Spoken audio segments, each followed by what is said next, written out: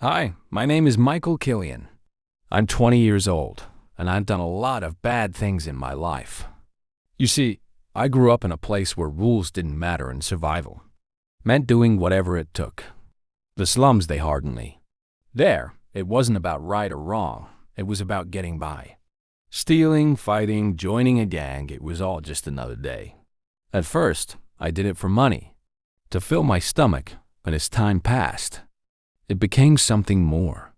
A way of life. A way to feel like I was somebody in a world that tried to make me feel like nobody. I was 9 years old when I got into my first real trouble. My mom wasn't around much, and food was scarce. I was hungry, so hungry that it hurt. There was this vendor who sold bread on the corner near where I stayed. One day, I couldn't take it anymore. I watched the crowd, waited for the right moment, then grabbed a loaf of bread and ran. The vendor shouted after me, his voice cutting through the crowded streets, but I was too fast. The wind whipped against my face as I weaved through the alleyways, my heart pounding in my chest. And when I finally stopped, far away, hidden in a dark corner, I tore into that bread like it was the best meal I'd ever had. That feeling, the rush of getting away with something, it stuck with me. By the time I was 12, I wasn't just stealing food anymore. I started breaking into houses, slipping wallets out of back pockets in crowded markets, taking whatever I could.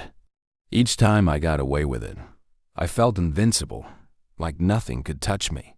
At 14, I joined the Blood Ravens. They were one of the toughest gangs around, and in my world, you either rolled with the tough or got chewed up by them.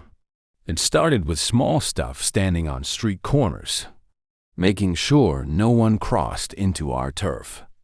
But it didn't take long before things got serious. We fought for control of the streets, for the money, for the power. Guns came into play. I'll never forget the first time I had to pull a trigger. We were in the middle of a gang war, and a guy from the other side was coming at me. I was shaking, my hands slick with sweat, but I pulled the trigger anyway. I hit him.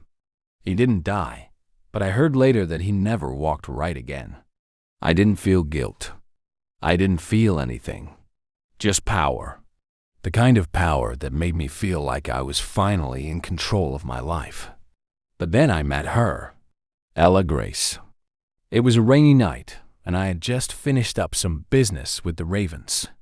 I was standing outside a rundown convenience store, the kind where the flickering neon sign is the only light for blocks.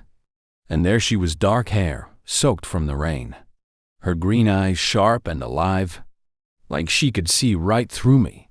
She was different from anyone I'd ever known. She wasn't from the slums, that much I could tell right away. She moved like she didn't belong there, like the dirt and grime of the city couldn't touch her.